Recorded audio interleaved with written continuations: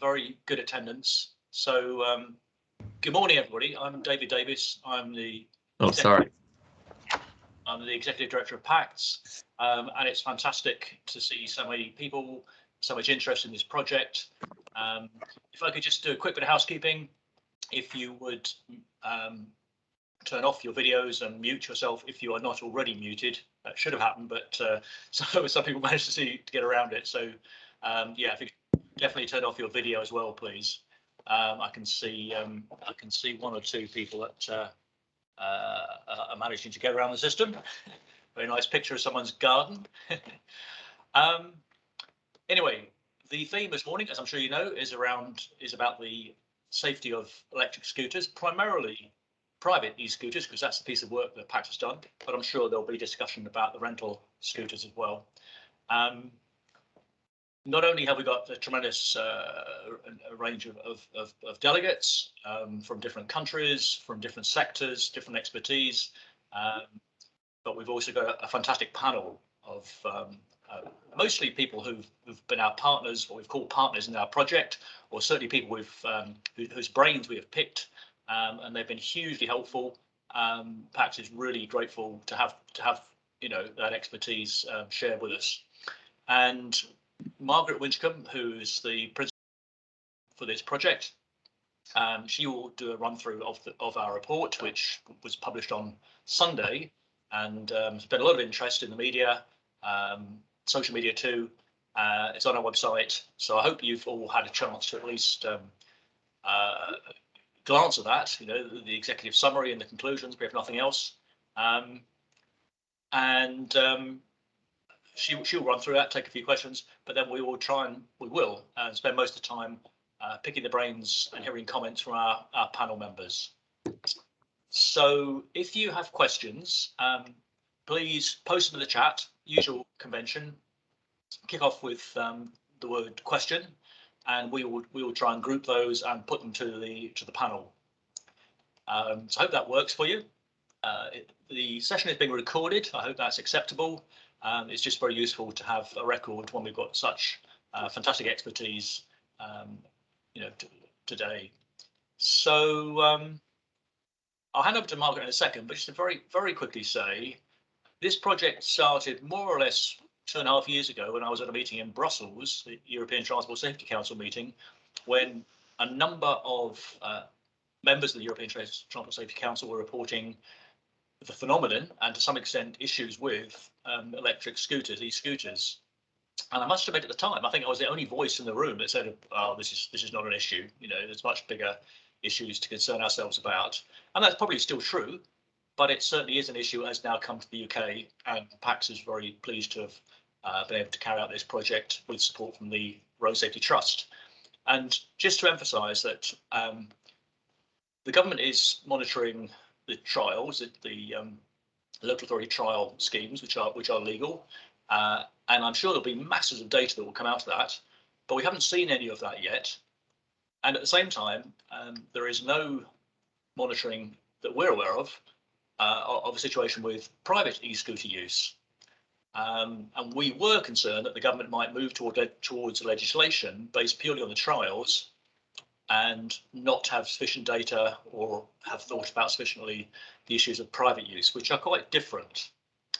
So Margaret will explain a lot more of that, but that's just the background really to why PACTS is doing that. Could you, everyone, please turn off your videos? I can still see one or two handsome people who are displaying themselves on the screen. Margaret, over to you.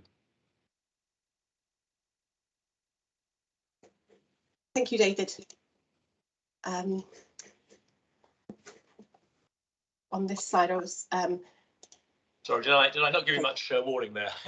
No, that's all right. I was working out how to do the spotlighting, so hopefully it is relevant to the team. So yes, thank you for everyone.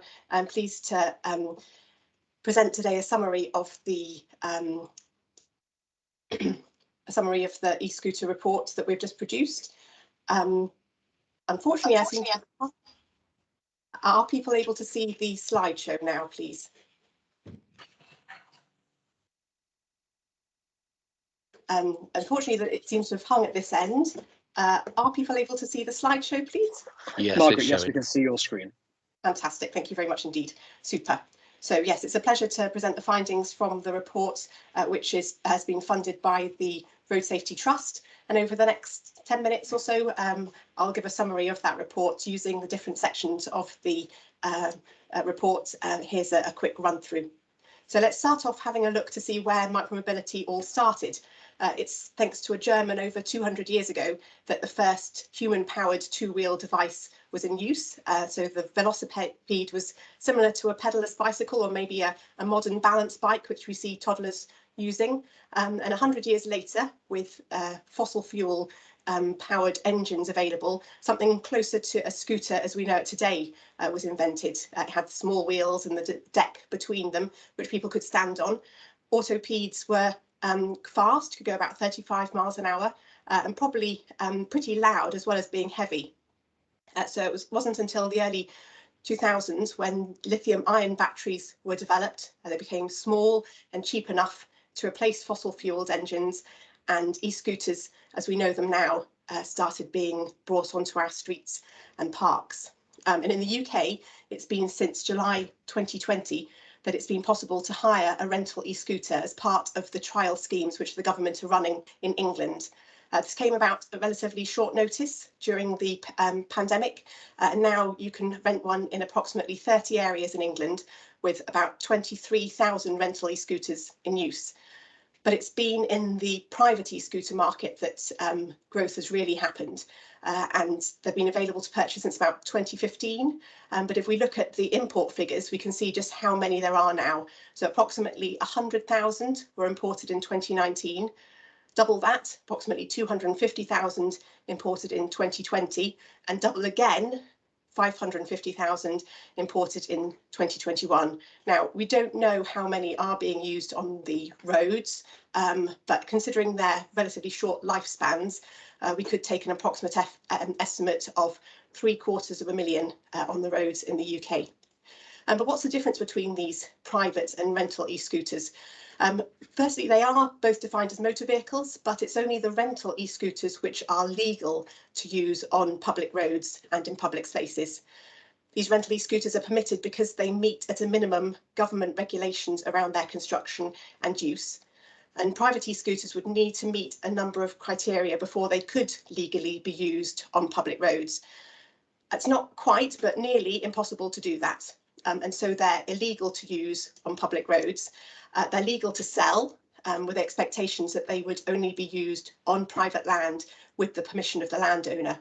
And so there are no regulations existing for their construction or use as a motor vehicle. Their speed, their power aren't capped, their design doesn't consider their roadworthiness, riders don't need to meet any specific criteria, and private e-scooters are illegal to use on public roads. But there is a lack of public knowledge on this legal standpoint, and also the risks which riders are exposing themselves to by using them. So in this situation, private e-scooters are proving to be incredibly popular, and there are safety concerns for the riders, but also for pedestrians, especially the elderly and visually impaired. Now, how safe or unsafe is an e-scooter? We can measure safety assessing the number and severity of casualties. So let's consider this in the wider context of road casualties in Great Britain. The Department of Transport collects statistics each year using police records, and they identify around 1,700 deaths on roads in Great Britain. That's been pretty much standard number since 2010. And most people die on the roads because they were in a car, when they were in a car, or by a car, by any other mode. If we compare that with pedestrians and cyclists, both defined modes on police records, they're rarely involved in collisions which result in the death of other road users. Now, admittedly, e-scooter casualties might just be a small fraction of the number of road casualties in Great Britain, but they're useful for us to monitor them, to understand how hazardous an e-scooter might be, so what risk they might pose to the riders, and also how dangerous they might be, what risk they might pose to other road users. So how many e-scooter casualties have there been? Well, let's start in Europe, because as David has mentioned, e-scooters have been in use there for longer. and most countries permit private and rental e-scooter use, and that's been the case since about 2019. Many of them started regulating e-scooters as e-bikes, governing their speed and rider requirements. However, those regulations are being tightened as countries understand the safety of e-scooters. And just as in the UK, road casualty records are recorded by police, but as in the UK, these vehicles are new modes, and so systems aren't yet mature. Instead, hospital data gives us a useful understanding of road casualty numbers involving e-scooters, and studies in Germany and Denmark and Sweden have found that the majority of casualties that come into their hospitals are people who have fallen from their e-scooter, and 20 to 50% of them are suffering from head injuries. Now, governments have responded to this, and the wearing of helmets is now mandatory in Finland, Greece, Denmark and Spain, and soon is going to be in Norway too. So in the UK, we have had e-scooter use for a number of years, and the first serious injury that we have found a record of was in January 2017.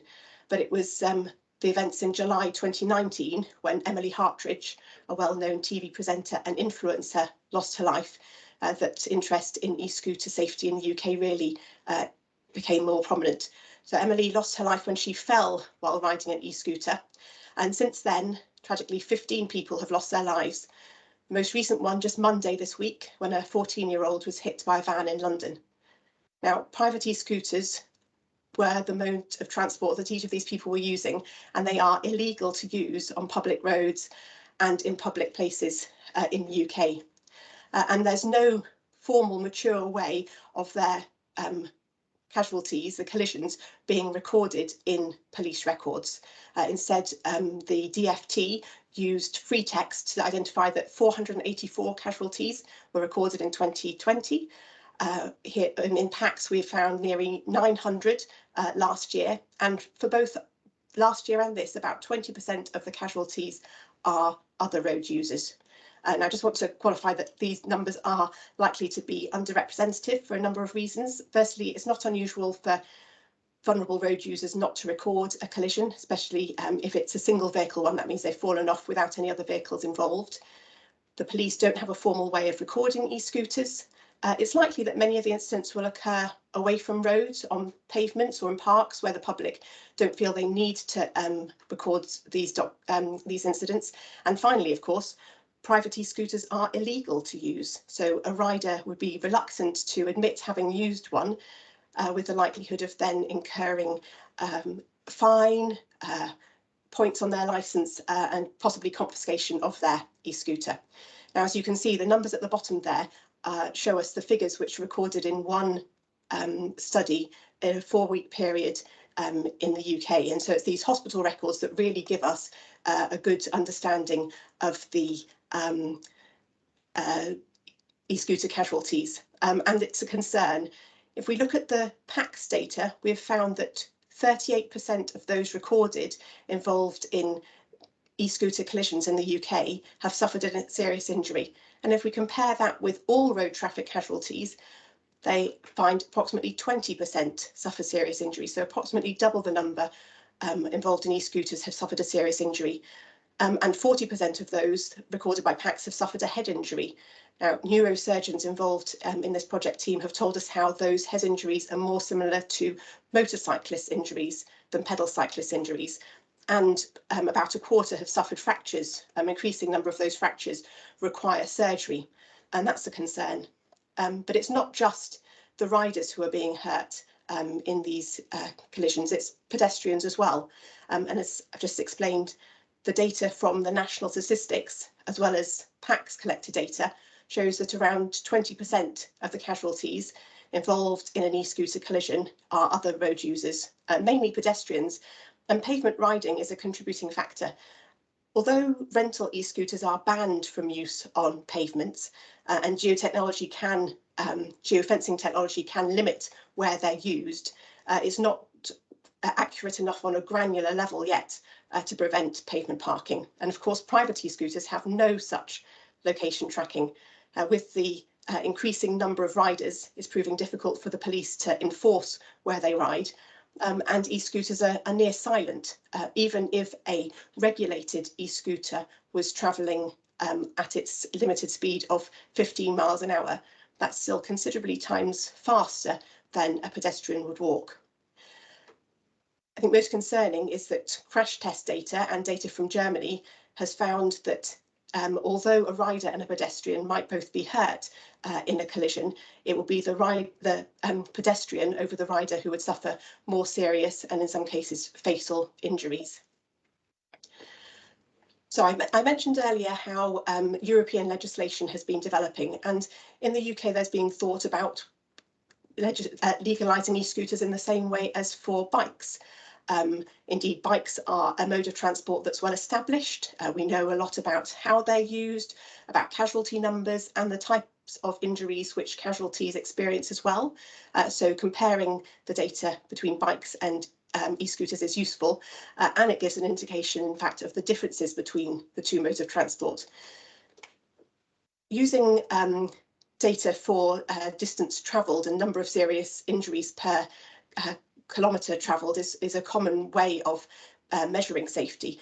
Now, we don't know how many private e-scooters there are on the roads. There's no way of measuring that reliably yet, but we do have some early information from rental e-scooter use.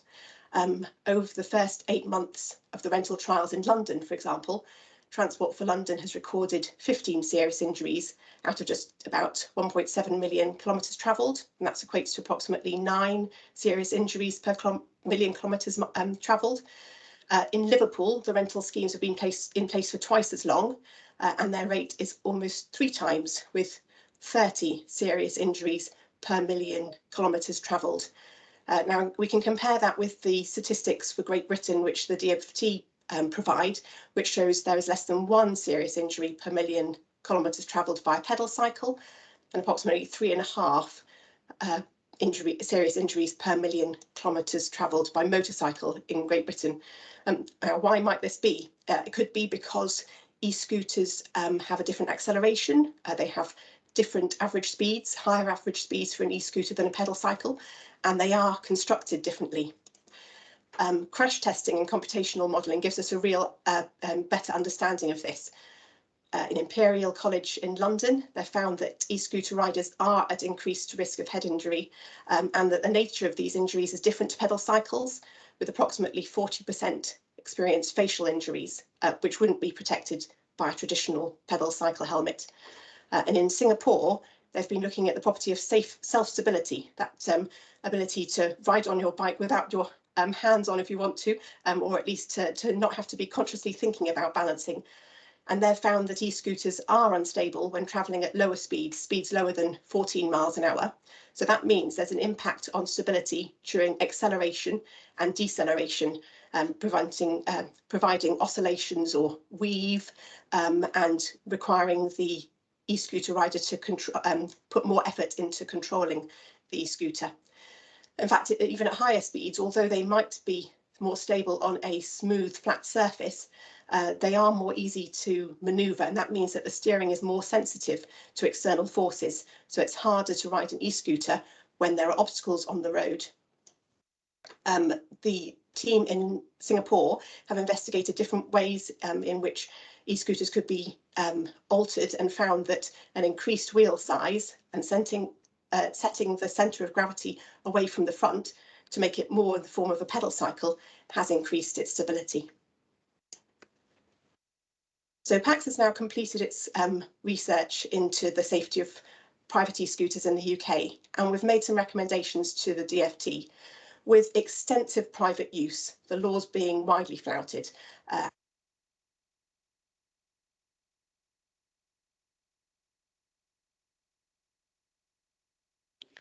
So you've gone on to mute.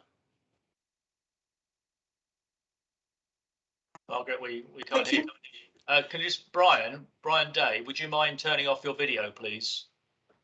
Thank you. Margaret, back to you. Okay, thank you. So yes, there's no doubt that increased use of micromobility can be the way in which we could reduce the use of fossil fuels, but that will only be beneficial if people are using e-mobility over a private car. And we know that the government have carried out or are carrying out an evaluation, but we would like to see that published and for a thorough consultation to be taken so that we can really understand the use of micromobility and specifically e-scooters. And finally, if there is any legalisation, it's going to take at least a year for that legislation to be put together. And we don't know yet whether that's going to take the form of wider use of the rental schemes or indeed legalised use of private e-scooters. Now, if it is going to be legalised use of private e-scooters, their regulations must prioritise safety, and PACTS has included a list of recommendations for both construction and use in our recent report. So just to summarise, there are at least 20 times as many private e-scooters in the UK as there are rental ones, and while they continue to be readily available to purchase and the legal position is not made clear, their popularity is continuing to grow. But our understanding of the safety of private e-scooters is improving with data sources maturing and academic studies presenting information, and they're showing that people are being seriously injured, including with serious head injuries. The current situation is not satisfactory. Thank you. Margaret, thank you very much.